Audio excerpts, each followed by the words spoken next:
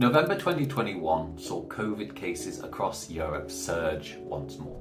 Sharp rises in Austria, the Netherlands and Germany have encouraged some countries to reintroduce restrictions. In Britain, cases are up too, and the damage is being most felt in the average wait for an ambulance, the highest this October since records began. Now, the Prime Minister has refused to rule out a new national lockdown this winter. We cannot rule anything out. Christmas could, in essence, be cancelled again.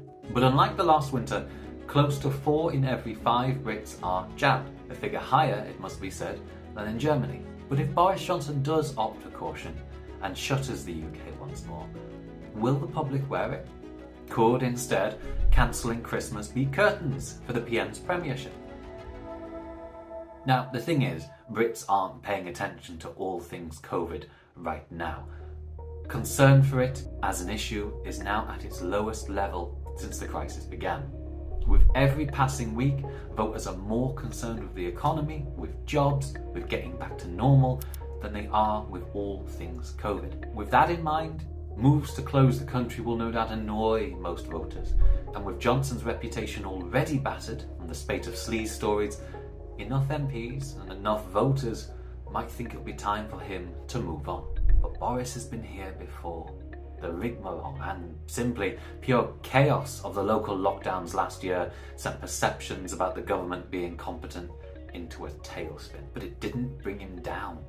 Voters felt they were a necessity, and while Brits are less concerned about Covid now than they've ever been, they're not idiots. Almost as many today are fearful of catching the virus as there were mere days before our first ever lockdown in March last year. If led properly, voters will follow.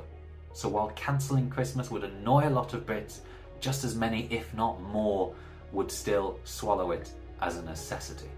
So no, cancelling Christmas would not cancel Boris Johnson. But can he sleep any easier? Here we have the polls since the last election.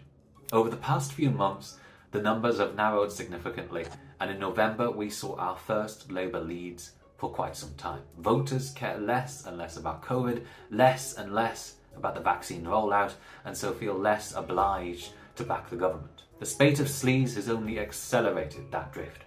What's happening right now is that people who backed the Tories in 2019 are not moving to a Labour en masse. In fact, very few are.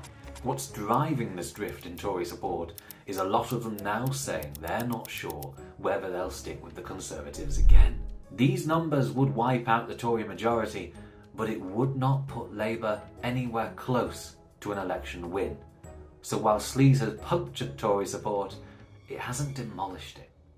What could cause the biggest headache for the PM, though, is what's still to come. We know interest rate rises are on their way.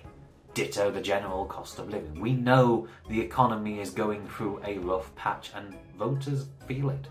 This year, for instance, many people's homes made more money than the actual people living in them.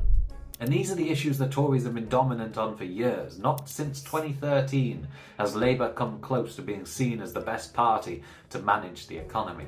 If the Conservative Party's reputation on managing the books is trashed, so too is its credibility to govern. So, what will bring down Boris Johnson? It won't be cancelling Christmas if that does happen, and it won't be sleaze. But if handled badly, it might just be the issue felt most at home: the cost of living.